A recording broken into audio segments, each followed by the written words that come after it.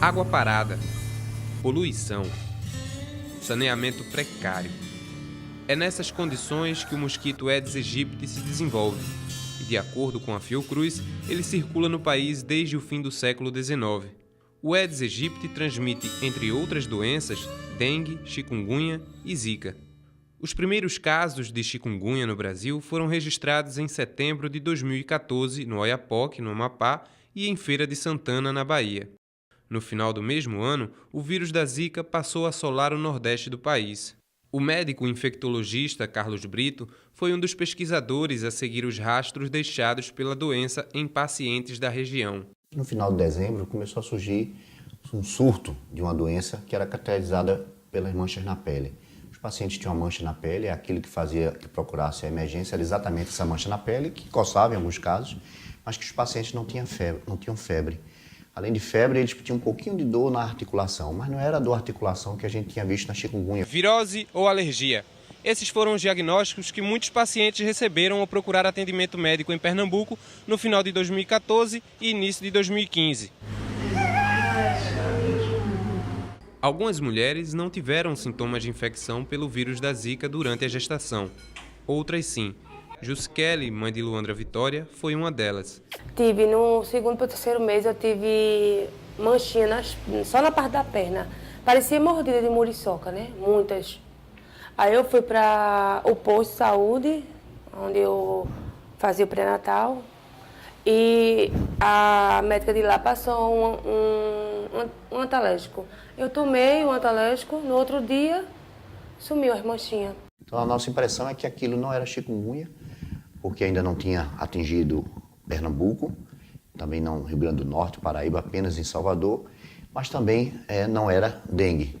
Então se começou a pensar que talvez um outro vírus estivesse acometendo o Nordeste do Brasil. Cerca de um ano após muitos pacientes apresentarem os sintomas causados pelo vírus, a Secretaria Estadual de Saúde de Pernambuco começou a receber notificações sobre o aumento de bebês nascidos com microcefalia no estado. A pediatra do IMIP, Daniele Cavalcante, acompanhou de perto as gestantes e crianças acometidas pelo vírus. Microcefalia é um sinal clínico. Na verdade, a microcefalia quer dizer que é uma criança que nasceu, que tem o perímetro cefálico, que é o tamanho, a medição da cabeça, inferior ao que a gente espera para uma criança da mesma idade. George Dimeti é diretor-geral do setor de controle de doenças e agravos da Secretaria Estadual de Saúde. Ele participou de todo o processo de investigação sobre a Zika e elaboração dos protocolos epidemiológicos. Essa alteração do padrão chamou a atenção dos serviços. No começo, com a curiosidade, ficaram avisando, olha o que está acontecendo, tem alguma coisa diferente. Isso começou depois a aparecer em mais de um serviço, e aí falou, não, então mais ou menos 20 de outubro, 2021, a gente avisou o Ministério está acontecendo uma coisa diferente aqui.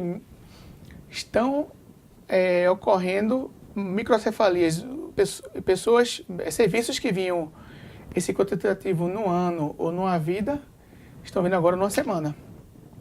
Então, no dia seguinte, quase, o Ministério veio aqui, a gente fez o levantamento dos dados, na época eram 26 casos somados, e aí se constatou realmente a alteração no padrão que desencadeou todo o processo, né, de resposta.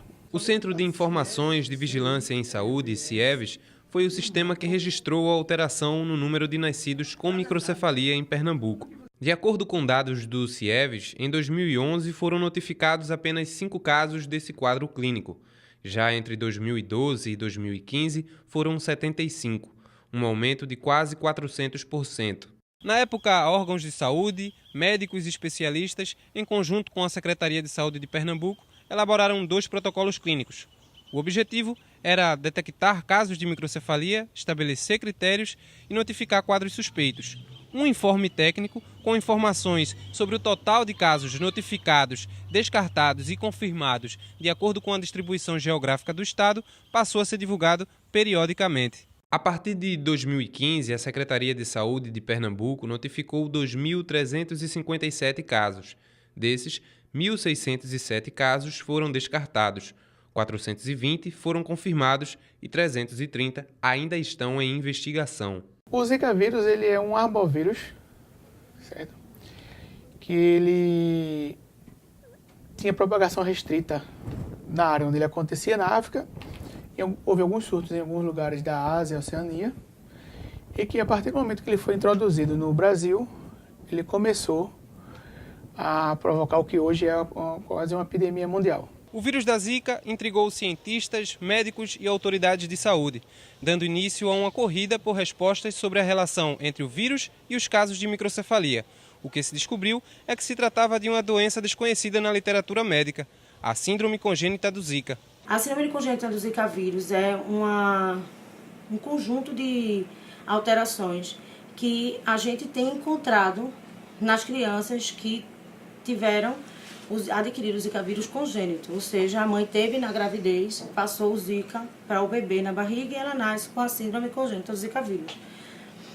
Então, assim, ela pode desde ter a microcefalia, que é um sinal clínico, como ela pode ter um déficit motor,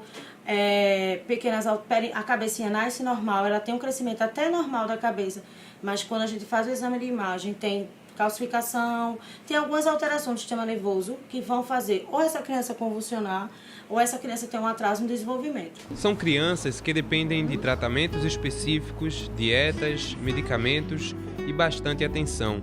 O vírus da Zika despertou os olhos do mundo para o Brasil, mas por trás das descobertas e números, mulheres nordestinas de comunidades carentes lutam diariamente na busca de tratamentos, medicação e contra o preconceito para garantir melhor qualidade de vida aos seus filhos.